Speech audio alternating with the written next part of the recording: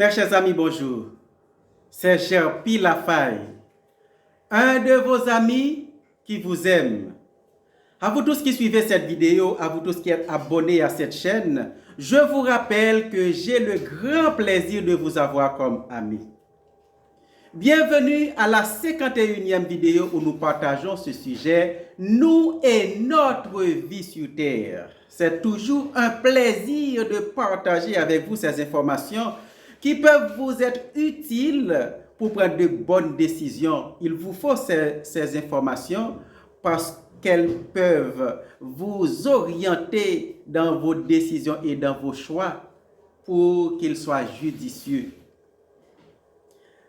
Dans la vidéo précédente, on avait vu que celui qui est considéré comme méchant pour nous les humains, ce n'est pas celui qui est considéré comme méchant pour Dieu. Méchant pour nous n'a pas la même signification pour Dieu.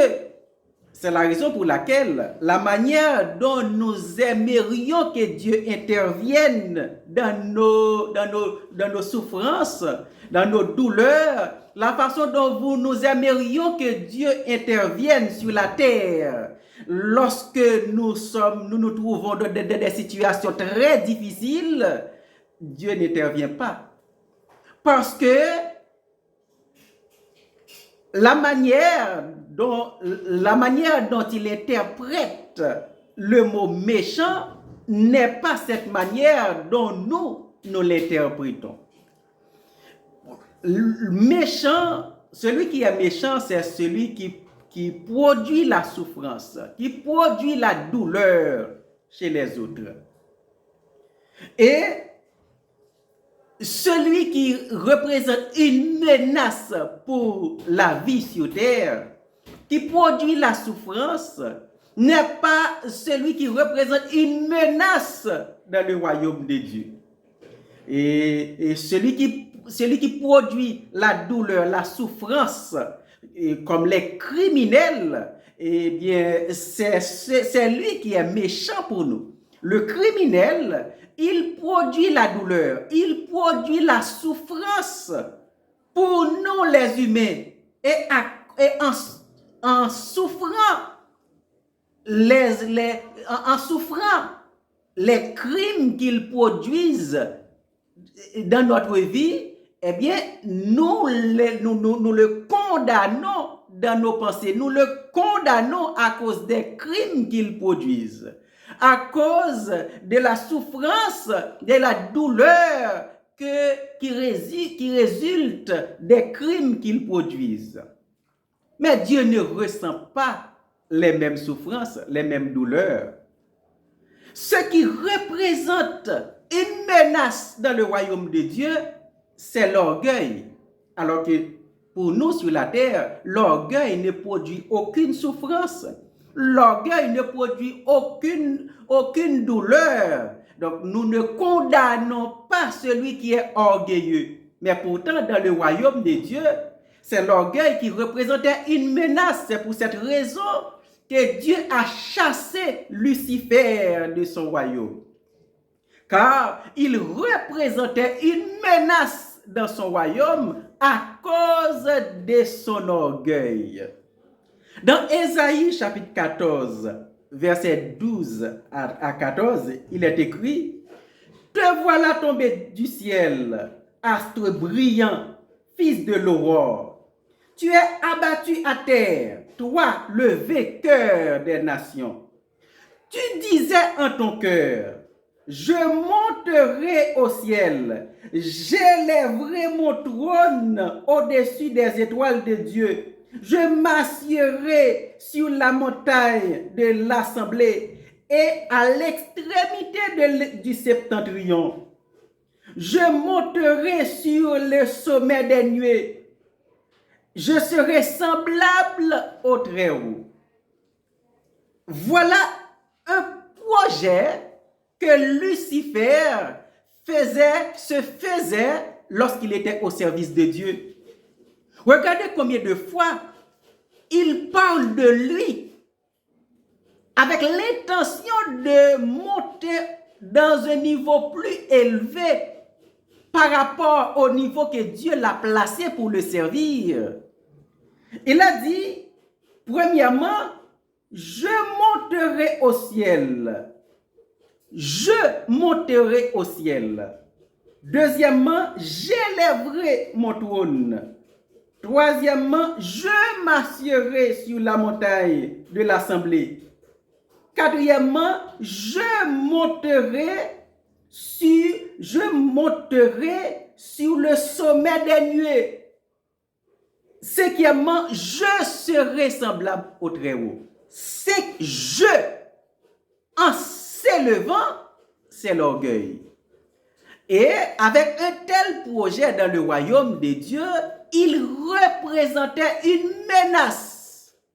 Et quelle a été la réaction de Dieu par rapport à cette attitude?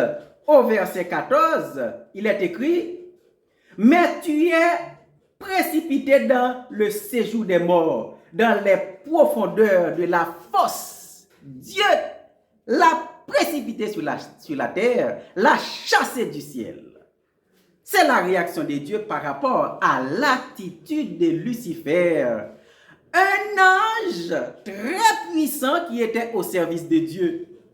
Donc, l'orgueil, c'est l'orgueil qui l'a emporté à afficher cette attitude. Eh bien, l'orgueil représente une menace pour Dieu. Et on avait vu la dernière fois que Dieu résiste aux orgueilleux et il fait grâce aux humbles. Donc, il ne supportait pas Lucifer dans son attitude orgueilleuse. Et on avait vu la dernière fois qu'il ne supportait pas le roi Nebuchadnezzar lorsqu'il s'élevait à cause de Babylone qu'il a construit. Et on avait vu qu'il résiste aux orgueilleux et il fait grâce aux humbles. Donc l'orgueil, c'est celui qui est orgueilleux, c'est celui qui est plus méchant pour Dieu.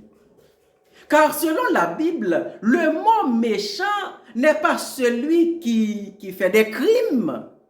Le mot méchant,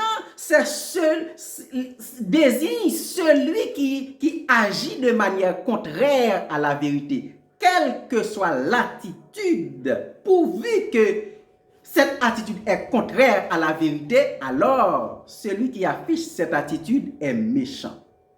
Mais pour nous les humains, le mot méchant, c'est celui qui fait des crimes, c'est celui qui produit la douleur. Voilà pourquoi lorsque nous attendons que Dieu intervienne dans nos douleurs, dans nos souffrances, lorsqu'il y a le mal, lorsqu'il y a la criminalité, nous disons, mais si Dieu existe, pourquoi il n'intervient pas? Pourquoi il laisse tous ces crimes, toutes ces méchancetés produire sur la terre? Mais ce n'est pas le crime qui interpelle Dieu. Ce n'est pas le crime qui est la méchanceté, la plus grande méchanceté pour Dieu. Mais c'est plutôt l'orgueil. C'est pourquoi la manière dont Dieu réagit par rapport à la souffrance n'est pas la manière dont nous aimerions qu'il agisse.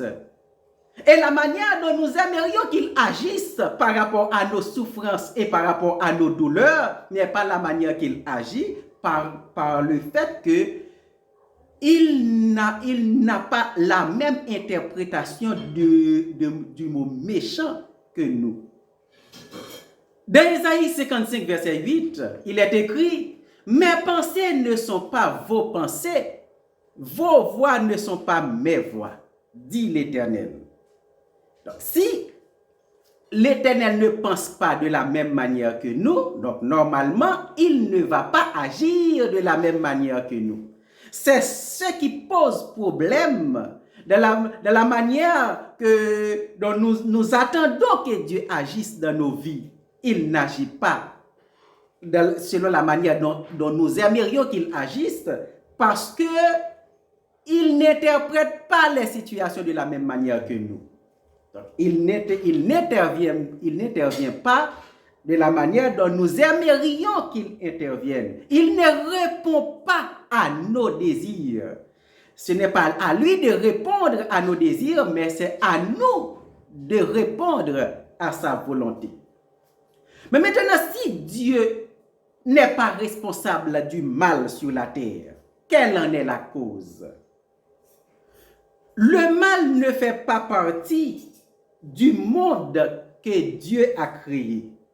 Le mal n'a pas été prévu dans le fonctionnement du monde que Dieu a créé. Dieu a créé un monde parfait et il a vu que tout ce qu'il a fait était bon. Tout ce qui fonctionne sur la terre fonctionne selon la parole de Dieu. Dans Jean chapitre 1er, à partir du verset 1er, on voit que dès le début, Dieu a tout créé à partir de la parole. Il prononce une parole pour appeler à l'existence tout ce qui existe dans le monde. Et ensuite, il a prononcé une parole qui fixe son fonctionnement, la manière dont il doit fonctionner, et cette parole doit le garder en fonction pour l'éternité.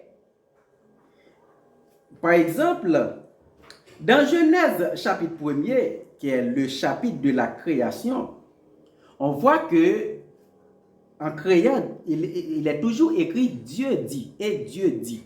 Et lorsque Dieu dit que la terre produise des verdures et des arbres se mettent à grandir, à sortir du sol. Et il prononce une parole pour le fonctionnement de ces arbres, pour la vie, pour la multiplication de ces arbres. Dans le verset 11, puis Dieu dit que la terre produise de la verdure, de l'herbe portant de la semence, des arbres fruitiers donnant des fruits selon leur espèce et ayant en eux la semence sur la terre. Et cela fut ainsi. La terre produisit de la verdure, de l'herbe portant de la semence selon son espèce, et les arbres donnant du fruit et ayant en eux leur semence selon leur espèce. Et Dieu vit que cela était bon. Ainsi, Dieu dit, et les arbres ont été appelés à l'existence.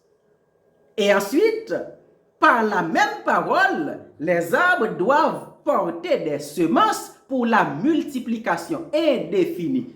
Indéfiniment, les arbres, chaque arbre qui est sorti du sol doit multiplier. Et la loi de la multiplication, c'est la semence que chaque arbre doit produire pour pouvoir multiplier, Et c'est ainsi que les arbres, les forêts fonctionnent indéfiniment ainsi, et c'est la parole de Dieu c'est par la parole de Dieu que tout fonctionne.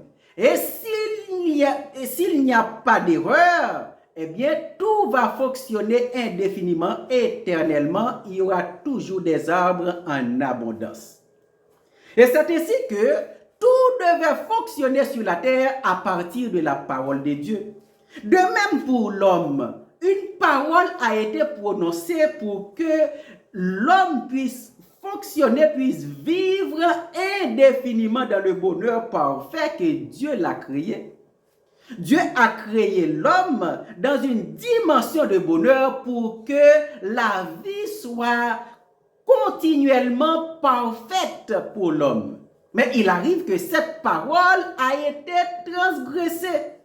Et puisque cette parole a été transgressée, eh bien l'homme est désintégré.